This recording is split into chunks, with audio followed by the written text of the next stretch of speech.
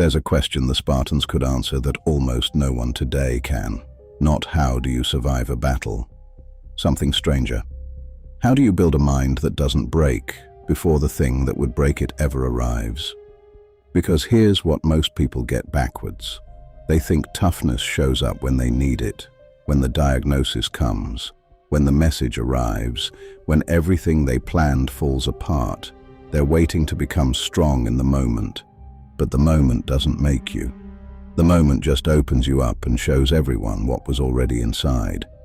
The Spartans understood this, and they built an entire civilization around one uncomfortable idea, an idea that sounds almost backwards until you see what it produced.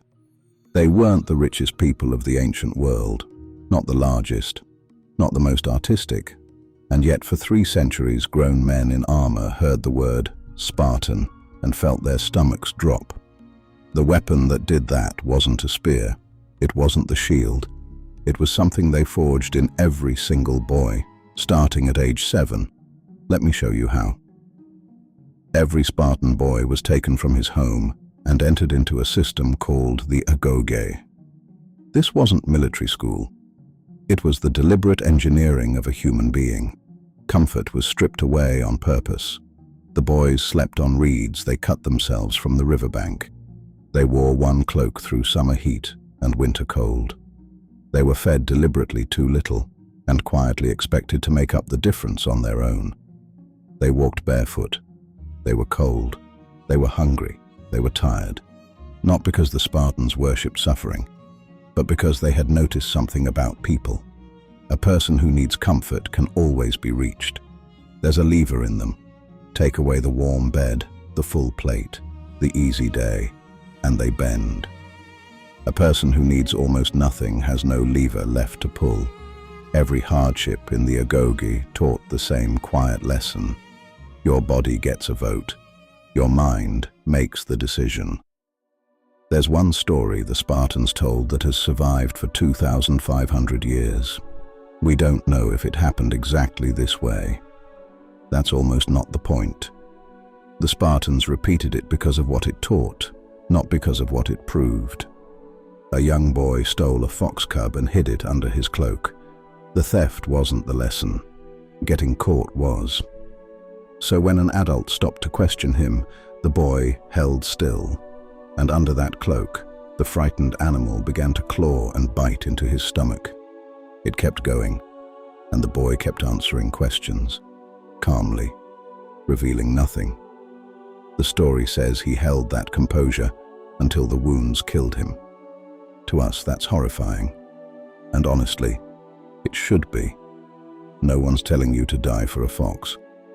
But strip away the brutality and look at what the Spartans were actually pointing at. The gap between feeling something and showing it. The space between an impulse and an action. Most people have almost no space in there. The feeling arrives and the reaction follows instantly. The Spartans spent 20 years widening that gap until a man could feel the full force of pain or fear and still choose in that half-second exactly what he did next.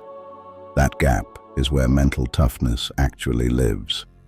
Everything the Agoge built pointed toward one kind of moment, and the most famous of them came at a narrow mountain pass called Thermopylae. King Leonidas led 300 Spartans there to hold the line against a Persian army many, many times their size. You've probably heard the 300. Here's the part that usually gets left out. They didn't stand alone.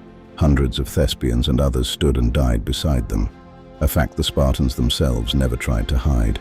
They all knew the math. They knew, walking in, what the likely ending was. And here's the human part, the part the legend usually sands off. These were not men incapable of fear. They had families, sons in the Agoge, lives waiting back in Sparta. Somewhere in the cold before that fight, every one of them must have felt it. The very normal, very human urge to live. They felt it, and they held the line anyway. That's the whole thing, not the absence of fear. Almost no one is actually fearless.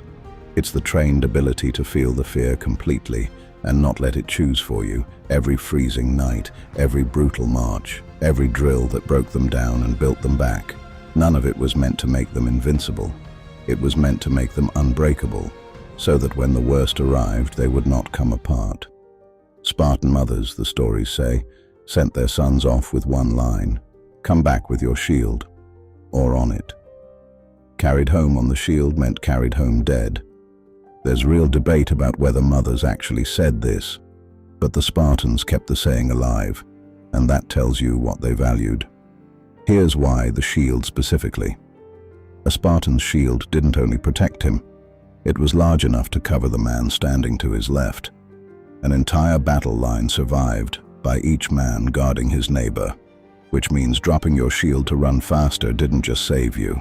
It opened a hole in the wall that got someone else killed. So the shield became the symbol of the whole code. To carry it was to carry responsibility, duty, the man beside you. And that points at something we've half forgotten.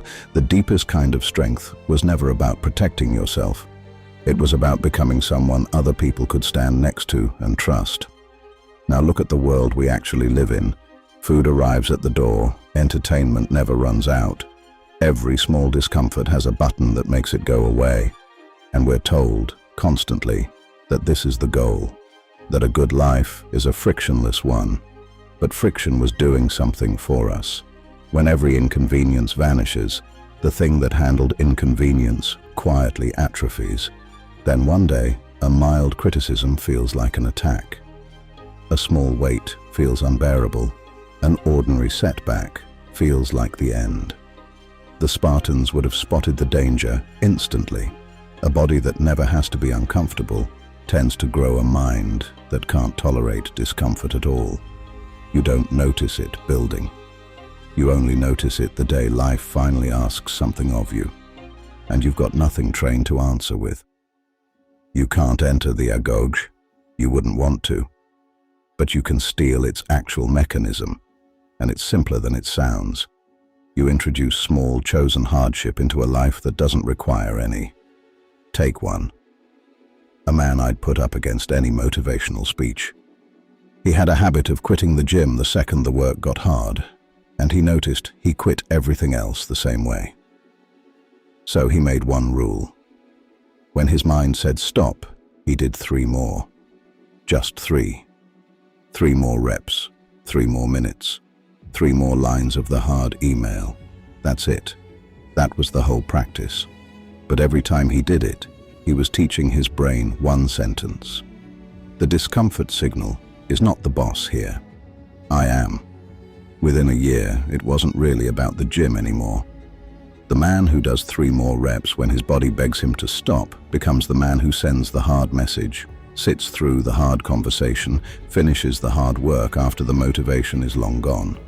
You don't need cold showers and a sunrise routine.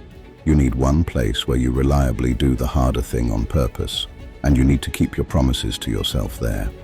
Because toughness isn't built in the dramatic moment.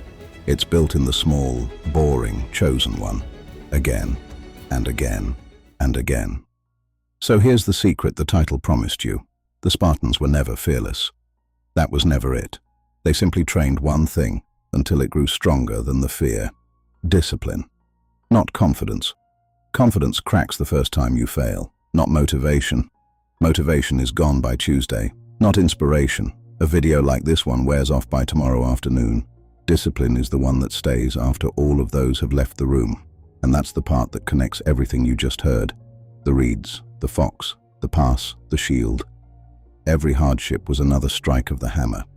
Every setback, another turn in the fire. Every failure, another chance to come out harder than you went in. Steel doesn't arrive strong, it's poured soft, and the fire makes it what it becomes. So do people. One day, life is going to test you.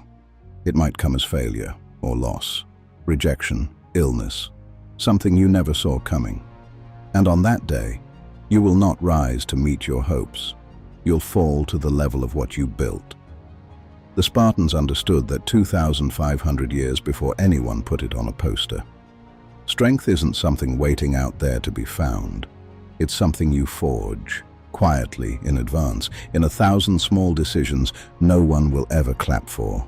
Every hard choice, every promise you keep to yourself, every time you trade a little comfort for something that actually matters, you're becoming someone life can't easily break. Because in the end, the greatest Spartan never carried a shield. The greatest Spartan is the one who learned to command their own mind. And that war, the only one that ever really mattered, is one you can start fighting today.